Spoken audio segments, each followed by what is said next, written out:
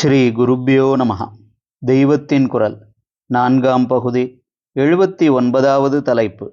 கல்வி திட்டத்தில் கால அளவைகள். தொடர்ச்சி. உபாகர்மம் என்றவுடன் சில பேருக்காவது ஆவணி ஆவட்டம், அதாவது வருஷா வருஷம் புதுப்பூணல் போட்டுக்கொள்ளும் நாள் என்று நினைவுக்கு வரலாம். இது ரிக்வேதிகளுக்கு ஸ்ராவண மாசத்தில் ஸ்ரவண நட்சத்திரம் வரும் நாள். ஸ்ராவண மாசம் என்பது ஆடி அமாவாசையிலிருந்து ஆவணி அமாவாசை வரை உள்ள காலம். ஸ்ராவணி என்பதன் திரிபுதான் ஆவணி. எஜுர்வேதிகளுக்கு உபாகர்மம் என்பது ஸ்ராவண மாச பௌர்ணமி என்றாகும். ரிக்வேதிகள் ஸ்ராவண நட்சத்திரத்தை வைத்து நாளை நிர்ணயிக்கிறார்கள். எஜுர்வேதிகள் பௌர்ணமி திதியை வைத்து நிர்ணயம் செய்கிறார்கள். மிகவும் பூர்வ காலத்தில் ஸ்ராவண மாச பூர்ணிமை தப்பாமல் ஸ்ராவண நட்சத்திரத்தன்றேதான் வந்து கொண்டிருந்தது. அதனால்தான் அந்த மாசத்துக்கே அப்படி பேர். தப்பாமல் ஸ்ராவண நட்சத்திரமும் பௌர்ணமியும் ஒன்றாகவே இருந்த காலத்தில் அந்த நாளில்தான் ரிக்வேதிகள் எஜுர்வேதிகள் ஆகிய இருவரும் உபாகர்ம டேர்மை ஆரம்பித்தார்கள்.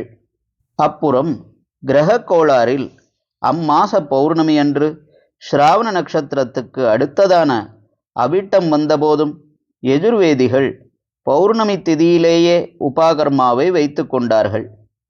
தர்மசாஸ்திரங்களில் குறிப்பாக ஸ்ராவண பூர்ணிமையில் உபாகர்மம் செய்ய வேண்டும் என்றே சொல்லியிருப்பதால் பூர்ணிமை திதியை எஜுர்வேதிகள் முக்கியமாக எடுத்துக்கொண்டிருப்பதாக தெரிகிறது. அதனால் அவிட்டத்தில் அந்த பூர்ணிமை வந்தாலும் அன்றைக்கே உபாகர்மா செய்தார்கள். இதுதான் ஆவணி அவிட்டம், அதாவது ஆவணியாவட்டம் என்று நாம் சொல்வது.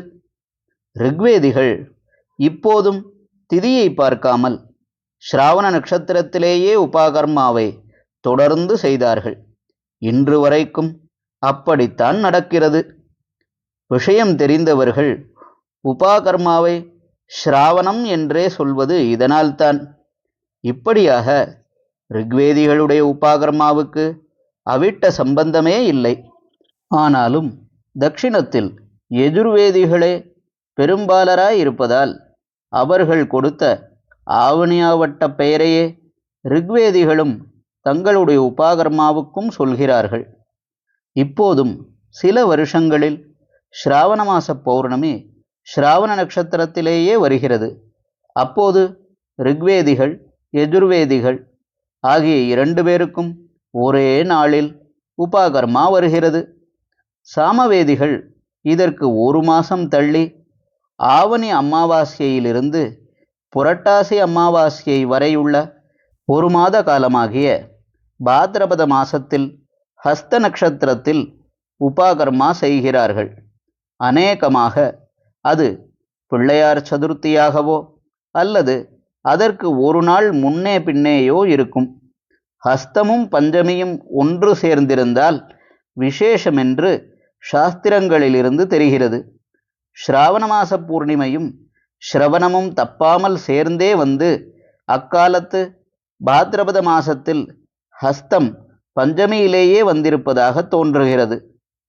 தற்போது அது அநேகமாக பிள்ளையார் சதுர்த்தி என்றோ அல்லது அதற்கு முதல் தினமான திருத்தீயையாகவோ வருகிறது.